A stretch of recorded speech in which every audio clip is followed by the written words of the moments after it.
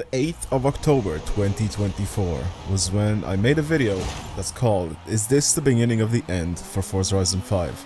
And in that video, basically what they ended up releasing is the Horizon Backstage Pass, which is something that they released back on Forza Horizon 4, and that kind of solidified that the content that was being deemed as new, which was the Backstage Pass, is not really content. It's just sort of, if you missed out on these cars, you can get a chance to vote and you can get them with the Backstage Pass token thing that you get. And in that video, like I said, I titled it, "Is this the beginning of the end for Forza Horizon 5? Because in Horizon 4 they did the exact same thing. After they released the Backstage Pass, the game kind of died down with the updates. There weren't as many good ones, there weren't as many new cars, if there was even any new cars added afterwards. And then obviously we just kind of forgot about Forza Horizon 4, and then we got Forza Horizon 5, right? That's what happened. Now, like I said, 4 months ago I ended up making a video and I said, "Is this the beginning of the end?"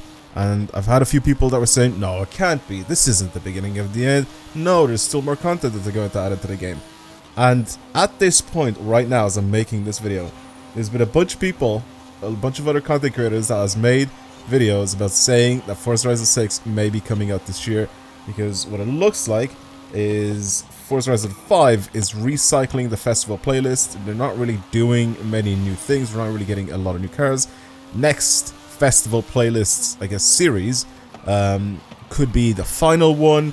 You're getting 2 new cars next season, and that's pretty much it. They're not really new cars either. We got a Dodge Challenger, which we already have a couple of them in the game. And then we have a 1995 Mustang Cobra, which again, it's cool, and I'll drive them both, but it's not really anything crazy. And like I said, I've predicted this late last year, right? In October of last year. So I knew that slowly we were going to get to this point where people are going to start speculating if we're going to be getting Forza Horizon 6 this year. And I said it, I think Forza Horizon 6 could be coming out this year. I also said that, and people were saying that, "No, we can't do. GTA 6 is coming out." And I was thinking to myself, I'm like, yeah, GTA 6 is coming out. It's going to be another, big step for the GTA franchise, meaning that a lot of people are going to be playing that game. But that doesn't mean that other game developers cannot release their games just because GTA 5 is coming out in that year, right? Just because there's a big game that comes out that year. I don't think Forza Horizon 6 is going to be overshadowed by it. I think people that, enjoy just playing racing games, not really necessarily playing the GTA series, they'll end up playing the racing game, right? Does that make sense? And again, why does there have to be one or the other? I don't understand this. This was always a thing with, I know I'm comparing different things now, but I feel like it was always the thing with consoles. You either had to be a PlayStation fan or an Xbox fan. You can't just think of them as just a box that plays games, which is what I was like when I was a kid, right? It's this thing just plays games, right? I don't have to be a fan of a console. It makes absolutely no sense. It's the same with cars as well. You either like this car or this car. You can't like them both, right? You can't you can't have mixed opinions. You're not allowed to have, 2 different things. You can't like them both. You have to like one of them, and that's it. Okay. But again, like I said, you can like multiple games. You can play multiple games. If there's more and more games that come out, the more I guess overstimulated you can be, and you can play as many games you want. You can buy them all this year. You can only buy, or you want to buy one this year and you buy one next year, or it doesn't really matter. You can just play whatever you want, right? It doesn't have to be a limit on the amount of games, or you don't have to limit the release of the game, or redact, I guess, the release of your game because another game is coming out, right? It makes no sense, because people aren't going to just buy one and not buy the other. If they want to buy it, they'll buy it, right? It's not really that crazy of an idea. Also, a lot of the games, especially on Xbox nowadays, even brand new games that get released, they get released in the pass, right? The Game Pass. So people just pay their monthly subscription, continue to pay their monthly subscription, and they'll just play the game, right? If it comes out on it. So I feel like if they want to be very successful with Forza Horizon 6 and people getting it a lot, people will just end up continuously paying for the Game Pass. You just add your game on the Game Pass from day one, boom, easy. They'll continue to play it. They continue to pay it, and just they'll be able to have a brand new Forza Horizon to play. But again, that's the reason why I'm making this video, because very, very recently, over the past, I'll say, week, maybe a little less than a week, a bunch of different content creators have making the same video, basically the exact same video. Oh, it's Forza Horizon 6 coming out this year. Here's the signs, guys. These are the signs that it's coming out this year. Maybe Forza Horizon 5 is dying. These are the signs, guys. I mean, I'm just trying to say, I've seen this coming from last year. It's very obvious. I mean, a lot of people that watched that video completely agreed with me, right? But there was like obviously like a handful of people saying, nah, no, definitely not. It's not coming out. It's not over for Forza Horizon 5. But the majority of the other people, obviously the people that agreed with me, you know, they noticed the signs as well. I mean, it's very, very obvious. They're not releasing any crazy new content anymore. Obviously, we're getting only a couple of new cars instead of 4 new cars every single festival playlist, if not more than 4 sometimes that we got in a festival playlist. I don't think there is going to be any more DLCs for this game. I also don't think there's going to be any more car packs or anything like that for this game. So, again, we are seeing this game come to a close. January is pretty much over now as well. So, within, I say, like a few months, maybe around June when E3 was usually, I think around June, July.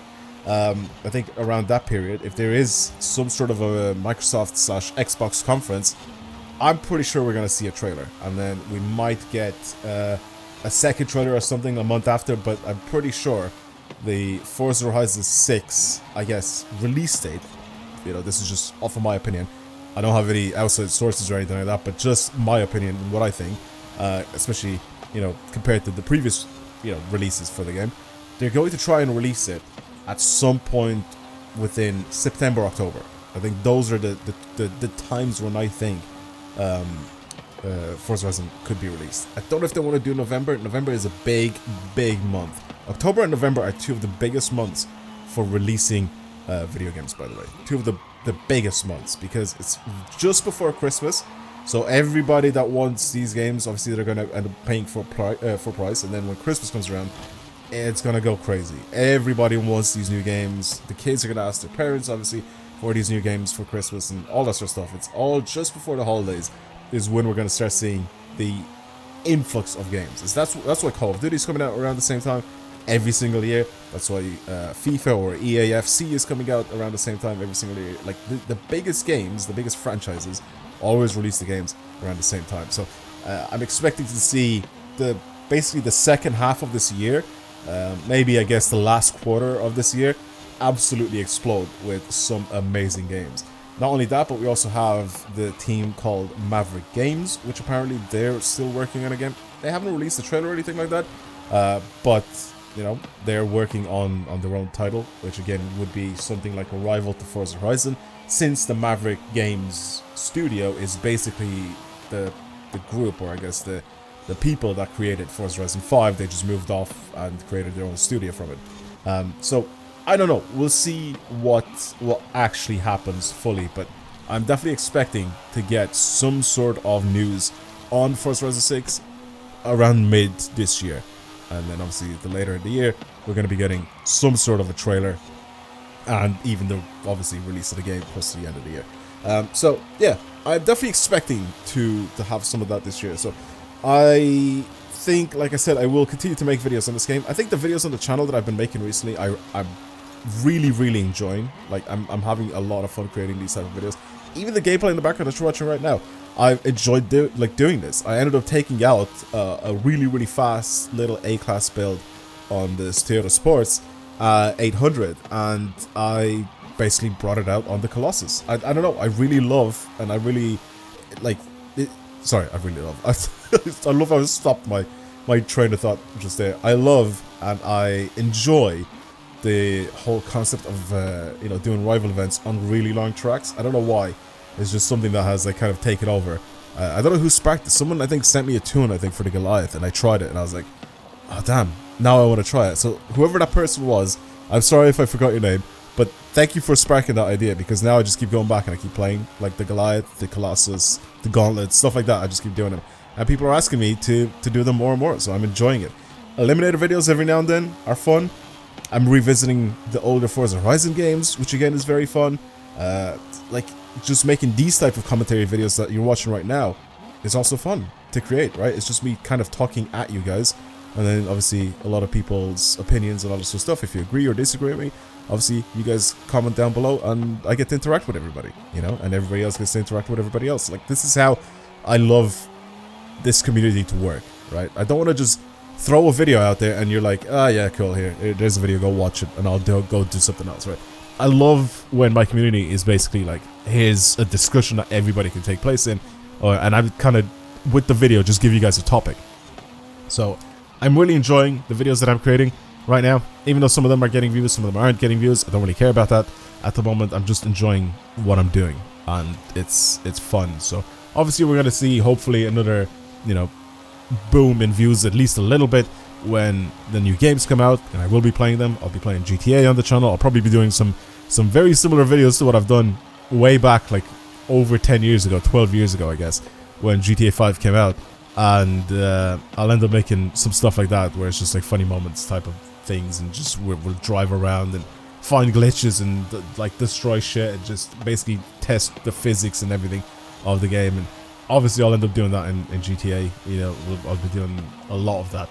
And also, of course, you know, the Forza Horizon game. Like, if we're getting a new Forza Horizon 6 this year, there's going to be a ton of content that comes out. We get to mess around with some new feature of the driving physics, you know, all the different cars and visuals and all that sort of stuff, because the new game will come out on the same engine that Forza Motorsport is. I mean, a lot of the people from Turn 10 are obviously working on Forza Motorsport, so obviously over there we're continuously getting like new cars and stuff like that. I don't really find that game very fun. I don't know why. I can play Gran Turismo, like every now and then I'll hop on Gran Turismo and I'll play it, but for whatever reason, Forza Motorsport, I can't just wrap my head around and play it. I don't know why. I've got like a really weird taste in my mouth every time I play it. It's like the taste of like copper, you know what I mean? I'm joking, but I'm just saying, it's just the way it was released, that it felt like an unfinished game when it was released.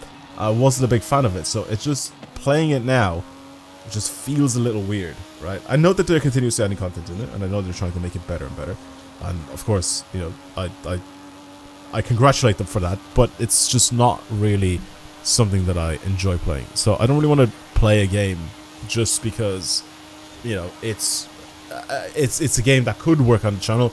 I want to, you know, play a game that I enjoy playing, and that's the same thing. Like, especially with making videos, like I want to make a video on something that I enjoy making a video on, you know. But yeah, I guess that is pretty much it. I think at the end of this race, oh no, I don't think, I remember, because I've just done it. At the end of this race, I will end up going into the rival leaderboard, so you guys can see where I am in the world.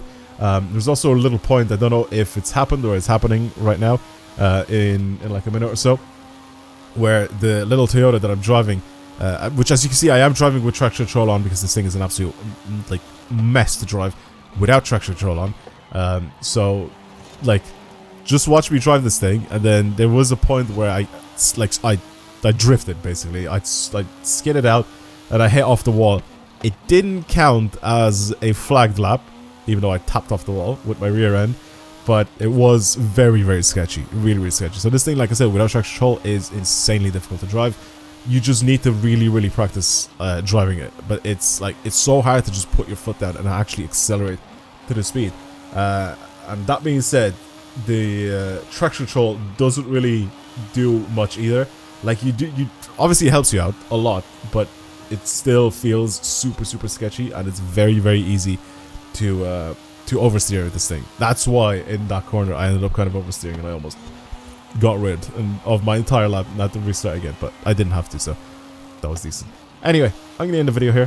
Thank you for watching, everybody. I hope you enjoyed today's video. If there's more of the race, then you guys continue watching this, but yeah, let me know what you think down in the comments below, and I guess I'll see you guys in the next one. Goodbye. Have a good one.